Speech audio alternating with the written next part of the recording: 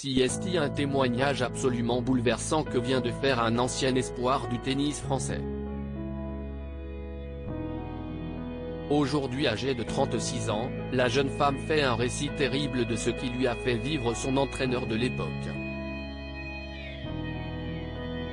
CST, le genre de témoignage que l'on aimerait ne jamais avoir entendu, et pourtant, Angélique Kochy vient de se confier sur l'enfer que lui a fait subir son ancien entraîneur de tennis pendant près de 2 ans.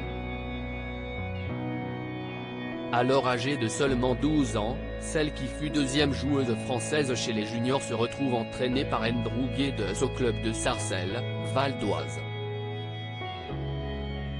Entendue dans le cadre d'une commission d'enquête mise en place pour identifier des défaillances de fonctionnement au sein des fédérations de sport, du mouvement sportif et des organismes de gouvernance du monde sportif, celle qui est aujourd'hui âgée de 36 ans a choqué par son témoignage horrifiant.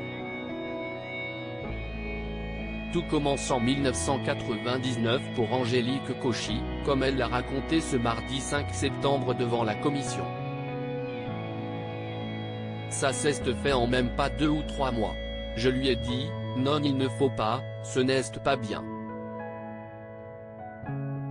Moi je ne veux pas.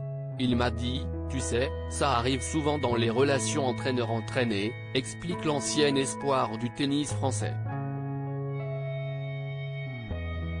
Très forte tout au long de son témoignage, elle revient ensuite sur cet épisode traumatisant, lorsqu'Andrew Guedes, condamné en janvier 2021 à 18 ans de prison pour des viols sur mineurs, l'a emmené à La Baule, Loire-Atlantique. Cela a été les 15 pires jours de ma vie. Il m'a violé 3 fois par jour, lâche-t-elle.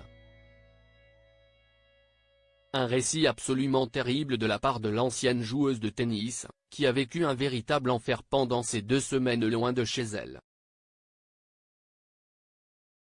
Le premier soir, il m'a demandé d'aller dans sa chambre et je n'y suis pas allé. Et donc il est venu dans la mienne. Ça a été pire.